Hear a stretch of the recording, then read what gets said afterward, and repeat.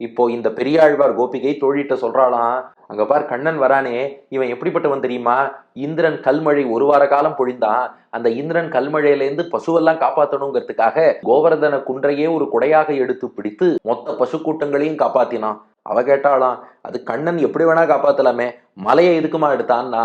அதுக்கு இந்த பெரியாழ்வார் கோபிகை சொல்றாளாம், அதாவது ரெண்டு காரணம் இருக்கு. இது மாமுனிகள் வியாக்கியானத்துல காட்டுறார். ஒண்ணு என்னன்னா, முள்ள முள்ளால எடுக்கணும்பா, வைரத்தை வைரத்தால வெட்டணும்பா. அது போல இந்திரன் கல் மழை தானே பொழிஞ்சான், கல்ல கல்லாலேயே தடுக்கிறேன் அப்படினால கல் மழையை கல் மலையால் தடுத்துட்டான். இன்னொரு காரணம், தன்னை பெரியவன்னு காமிச்சிக்க கூடாதுன்னு நினைச்சான், நான் தான் காப்பாத்தினேன்னு அவ புரிஞ்சுக்க கூடாதுன்னு நினைச்சான். அதனால ஆயர்களே, நீங்கள் மலைக்கு படையலிட்டு பூஜை செய்தீர்கள். எந்த மலைக்கு பூஜை பண்ணீங்களோ மலையே உங்களை காப்பாத்தித்துன்னு உணர்த்துறதுக்காக இவன் சும்மா மலையை தூக்கி கையில வச்சுட்டு இவன் தான் தாங்குறான். அதான் சொன்னானா, நான்லாம் ஒன்றும் தாங்கல, மலையே உங்களை காப்பாற்றணும்னு உதவுறது பாருங்க.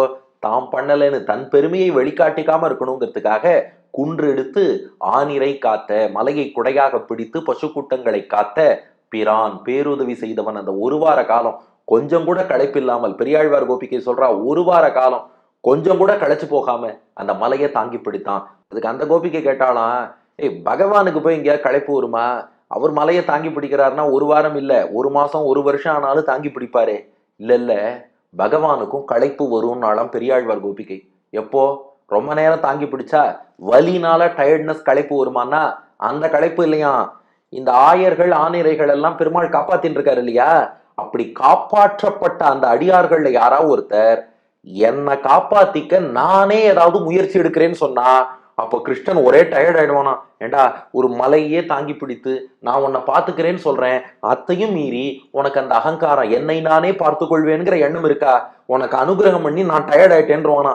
ஐயோ, உங்களை காப்பாத்த நான் இவ்வளவு முயற்சி எடுக்கிறேன், அப்பவும் நானே என்னை காத்துக்கொள்வேங்கிற எண்ணம் இருக்கு, பகவான் காப்பாத்துவாங்கிற நம்பிக்கை வரலையே, களைச்சு போயிடுவான். ஆனா அந்த ஆயர்களும் ஆணிரைகளும் ஒண்ணுல தெளிவா இருக்கா, எதா இருந்தாலும் வாழ்வா சாவோ, கண்ணன் விட்ட வழி, நீ இருக்க நாங்க ஏன்பா கவலைப்படணும்? இருந்தாலும் இல்லையோ, அதை பார்க்க பார்க்க பெருமாளுக்கு புத்துணர்ச்சி வருமா. நானே முயற்சி பண்ணி என்ன பாத்துக்கிறேன், பகவான்கிட்ட நம்பிக்கை கொஞ்சம் குறைஞ்சதுன்னா பகவான் டயர்ட் ஆயிடுவாராம்.